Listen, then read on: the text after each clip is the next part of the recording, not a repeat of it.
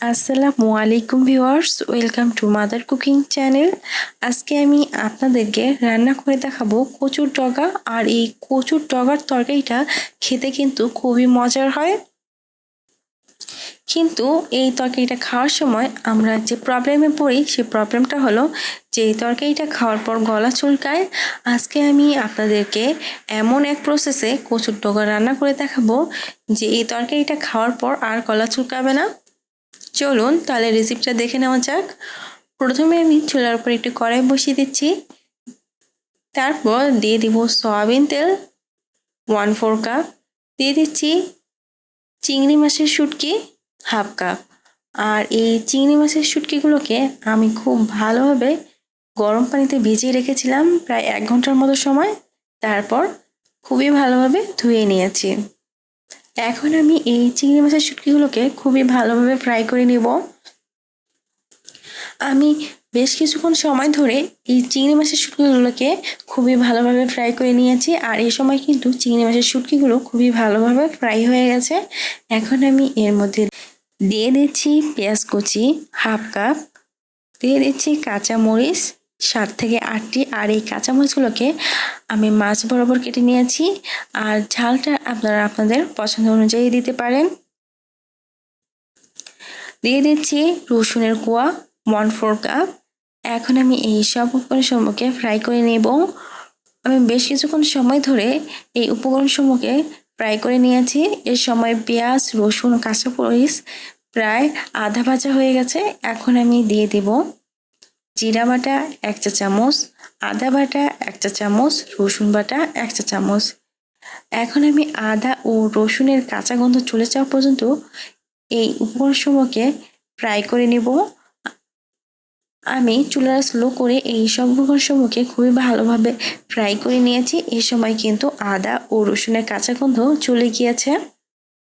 এখন আমি দিয়ে দেব হলুদের গুঁড়া 1 চা চামচ, লবণ পরিমাণ মতো, দিয়ে দিচ্ছি পানি 1/2 কাপ।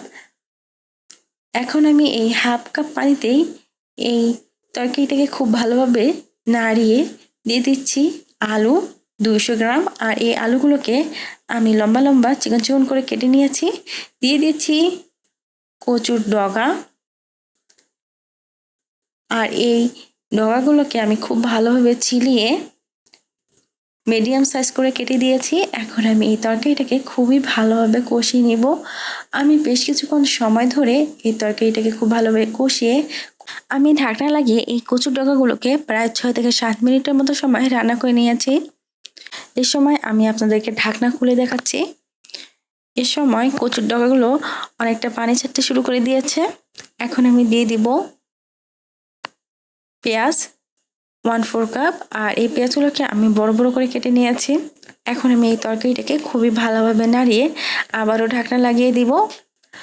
আমি এই তরকারিটাকে ঢাকনা লাগিয়ে প্রায় 15 থেকে 20 মিনিটের মতো সময় রান্না করে নিব এবং প্রায় বেশ কিছুক্ষণ সময় পর পর ঢাকনা খুলে এই তরকারিটাকে খুবই ভালোভাবে নাড়িয়ে দিচ্ছি।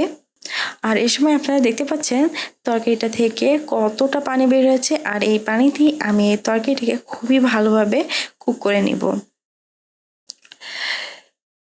এভাবে প্রায় 20 মিনিটের মতো সময় এই তরকারিটা রান্না করার পর এর কচুর মধ্যে থেকে যে পানিটা বের হয়েছিল তা অনেকটাই শুকিয়ে গেছে। এখন আমি এর মধ্যে দিয়ে দিব গরম মশলার গুঁড়া 1/2 চা চামচ। তারপর এই তরকারিটাকে বেশ কিছুক্ষণ সময় ধরে কষিয়ে নেব। আমি বেশ কিছুক্ষণ সময় এই তরকারিটাকে কষিয়ে নিয়েছি। আর এখানে একটা জিনিস মাথায় রাখতে হবে যে কচুর তরকারিটা রান্না করার সময় এই কচুর ডগাগুলোকে খুবই ভালোভাবে সিদ্ধ হতে দিতে হবে এবং এর মধ্যে যে পানিটা থাকবে তা পুরোপুরি শুকিয়ে নিতে হবে। তাহলে কিন্তু রান্নার পর এই কচুর ডগা আর চুলকাবে না এবং তরকারিটা খেতে কিন্তু খুবই ভালো লাগবে। আমার কচুর ডগাটা প্রায় সিদ্ধ হয়ে গেছে। আমি আরও বেশ কিছুক্ষণ সময় এই তরকারিটাকে কষিয়ে নিচ্ছি যাতে রান্নার পর এই তরকারিটা আর গলা না ধরে। আমি আরও বেশ কিছুক্ষণ সময় তরকারিটা কষিয়ে নিয়েছি এবং এ সময় তরকারির গ্রেভিটা একেবারে শুকিয়ে গেছে। এখন আমি চুলাটি অফ করে দিব। তৈরি হয়ে গেছে খুবই মজাদার কচুর ডগা রান্না। আর এই তরকারিটা খেলে কিন্তু আর গলা চুলকাবে না। প্রিয় দর্শক, এই ছিল আমাদের আজকের রেসিপি। মাদার কুকিং চ্যানেলের আরও এক্সাইটিং রেসিপি নিয়ে আপনাদের সামনে আবারও উপস্থিত হব। ভিউয়ার্স, আপনাদের সকলকে অনেক অনেক ধন্যবাদ জানাচ্ছি পুরোটা সময় আমাদের সাথে থাকার জন্য।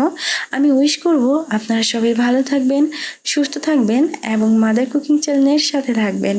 এই চ্যানেলে নতুন হয়ে থাকলে চ্যানেলটি সাবস্ক্রাইব করুন এবং ভালো লাগলে লাইক, কমেন্ট ও শেয়ার করুন। ধন্যবাদ।